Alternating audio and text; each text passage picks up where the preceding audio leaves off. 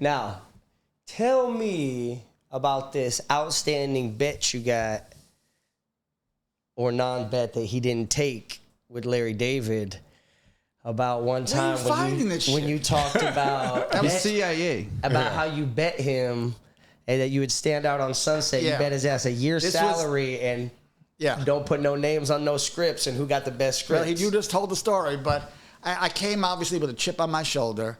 There was a lot of stuff I did not handle correctly. I hadn't been prepared for the real world, let alone Hollywood. My whole life I was, just with a chip on your shoulder. You're no good. You're not smart. You're not, it's like, okay, let's go to war. And so I came out there, and it took me like 4 to 6 weeks before I could get a storyline approved by Larry. Mind you, I hadn't watched, I was trying to play catch up. I'm watching all the episodes before I got there just to like, what is this show? And now I'm pitching him shows, and it took me a while to figure out how to intersect the 4 storylines. So he kept saying, no. And one day I just got like, I lost my shit. And I said, look, I know the stuff I'm giving you, I could turn it into gold for you. He said, well, this is not how we do it. I said, okay, well, I'm going to just tell you right now, why don't you and I take a bunch of our scripts, you take a bunch of yours, I'll take a bunch of mine. We take the covers off of all of them. We go up to Sunset Boulevard. We get a table. I don't know where I was coming up with this. Your scripts are on one side. My scripts are on another side. We stop people on the street, let them read 2 or 3 pages, and let's see who they like, whose stuff they like more. I said, I'll bet my year's salary I win. And he went, what? and then now people are starting to come around. They're hearing this, like, because the doors are all open in the office. They say, what is going on? And then Jerry comes by, and he whispers in my ear. He said, "You're kind of crazy, aren't you?" And I said, I didn't even think of it that way. It's like I just wanted respect. Yeah, you got frustrated. I just wanted respect. So he didn't take the bet. But now I remember where you saw it. There was an interview or something, and the headline on the interview I think says, "Larry, the bet still stands." Yeah. Yeah. Well, Larry. Does the bet still stand?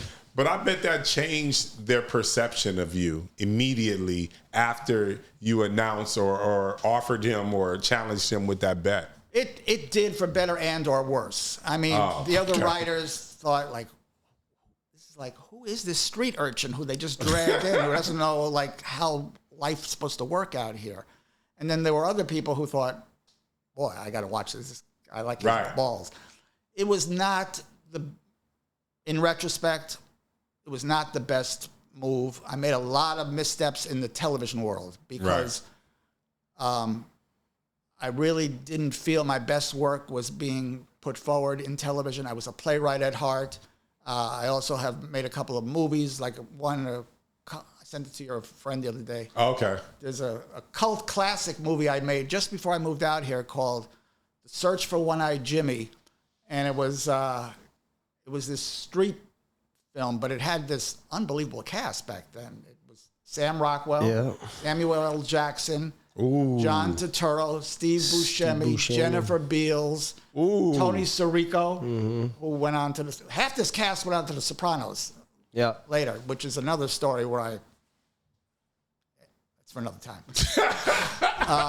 But this script became the hottest script in New York at the time. It was the highlight time of independent filmmaking in New York. It was in the 90s. And they were doing a lot of those independent films. And this script started to circulate, and people started signing on. And Sam Jackson at the time was in Hawaii doing Jurassic Park for Spielberg.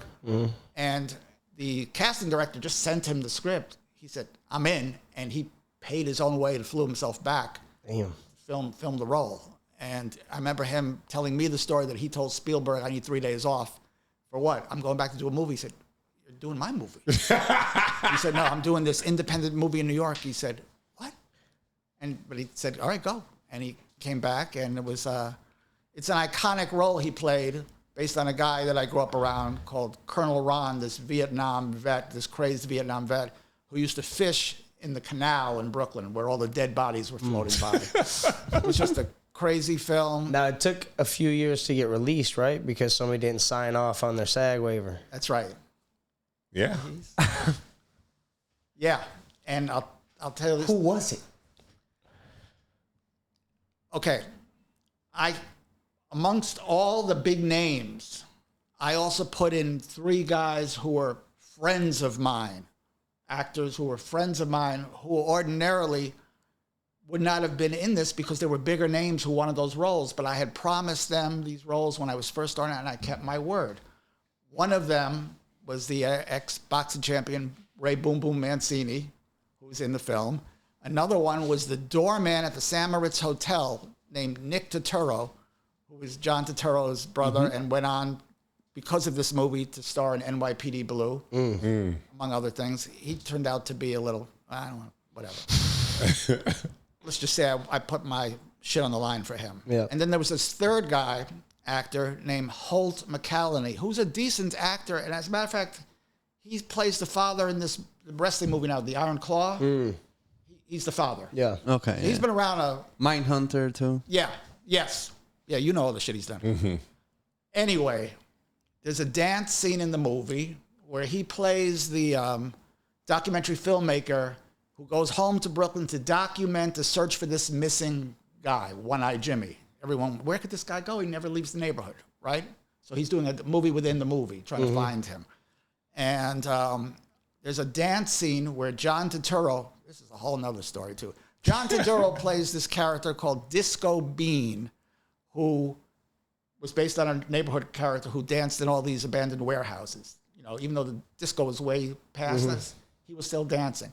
And I'm jumping around a little bit, but a handful of writers a few years later on The Simpsons became big fans of this movie. And they loved the character Disco Bean so much that 6 weeks after meeting with me, they created this character called Disco Stu, who, if you look at Disco Stu and then go look at my movie, is the exact same character. I remember Disco Stu from The Simpsons. And same dress is the same, same sound. And I called Ari, and I said, someone's going to pay me. And he said, no, you don't understand how this town works. Don't cause shit. Don't say anything. Just take your money. You can't fight City Hall. I said, fuck that. This is like the most blatant ripoff of all time.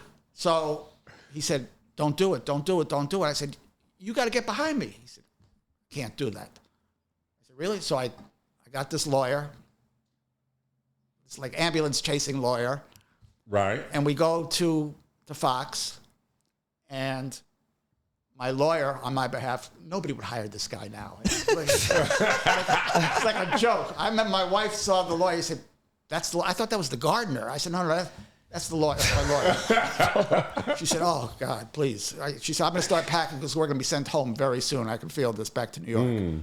And we went in there, and he laid out his demands on the across the desk, so to speak. And, you know, at first they were like saying, what are you talking about? That's not the case. But he came prepared, and he showed the movie, the clips, and he had the Disco Stu clips there, and he put them side by side up on their screen, and they're all looking at each other like... And then they did what I assumed they were going to do all along. Sue us. I mean, because you'll be tied up in court the rest of your life. You'll go bankrupt. Right. And I knew that was not the way to go because I'm not going to pay all those legal fees and be caught up. And what I found out also was that if you took those studios to court and you lost, there was a chance you'd have to pay their legal fees, which sort of makes people a little cautious about wanting to go forward against that. But, you know, Hollywood. And then, you know, I wasn't so well balanced. I said, no, I want my fucking money. and they settled. Oh. Now, what they settled for may seem like an astronomical amount of money, and I'm not even allowed to say it. Right. Because they're probably listening now still all these years later. Right. So it's not allowed to be made public. But they gave me, we settled. They gave me something. Did Ari know you settled? After the fact, he heard about it as it was happening, and he said, I'm going to have to drop you. You're out of your fucking mind. You're out of your mind. Right. He didn't drop me at that time. He dropped me a few years later. Right. When I needed to do something I would love to, afterwards, you tell the story And when Ari decides to go on his own, too. Oh, that's a great story. Yeah. What? So that definitely hurt your career by doing that afterwards. You feel, or like, what happened? What was the That's a feel good after? question. In retrospect, it didn't help. Yeah. It didn't help. There were 3 instances like that beyond just my normal strange office behavior. But there were 3 things that were just not done by the book. So to answer your question, it certainly didn't help, but it wasn't the final nail in the coffin. I was able to. What year was that? That would have been 95 or 6. 95 or 6? Okay. Somewhere in So there. you were already, like, you're working in Seinfeld. I came out here in 94 Yeah. and started working there, so it was a couple of years in. So I'm gonna backtrack to a couple things that I heard inside that story that I want to go back to, if you want to talk about them or not. But I see also down here that it says like 85% of your cast from that movie went on to The Sopranos, and you happen to call David Chase a prick. And I'm not sure if you want to talk about that or why you believe that, but It wasn't. I didn't call him a prick per se. I had a meeting with him when the Sopranos was up and running, basically, and I loved the show. I mean, it was a great show. Great show. one of the best of all time. And I wanted to write a couple episodes, and so we struck a deal where I was hired to write a couple, and then the one that I thought was so great, he just squashed and wasn't going to fill him for whatever reason. I'm not sure what exactly went down, but it didn't happen. And I may have called him a few names, but that's the. Did any of the episodes you write make it on air? On The Sopranos? Yeah. No, Okay. no. Now that They took my cast, but they didn't take me. Now you said you laid your career on the line for that kid in the movie, right? Or you said you laid something on the line One for of your friends that was Nick Totoro? the 3 actors. and you said you really like laid, Oh, well, and he ended up. yeah. Well, no, my career, the casting director, this whole thing is so bizarre and so incestuous. The casting director at the time for the movie was this off-Broadway casting director named Marcia Schulman. She worked all the low-budget films, theater, and all that stuff. And when I got that pilot deal with Larry, I insisted that she be brought out to cast. And Fox said, we have our own cast, but we're not flying these people in. I said, I'm not doing it then. And they agreed to it, and they flew her out. And then ultimately, 2 years later, she became the head of casting at Fox for 10 years and never took one of my phone calls. Wow. This is business, huh? Business. That is crazy. It's not like I'm calling her asking for a loan. I'm just like calling her, like, I wanted to talk about a few things and wouldn't return any calls. And you put her in the game. Put her in the game.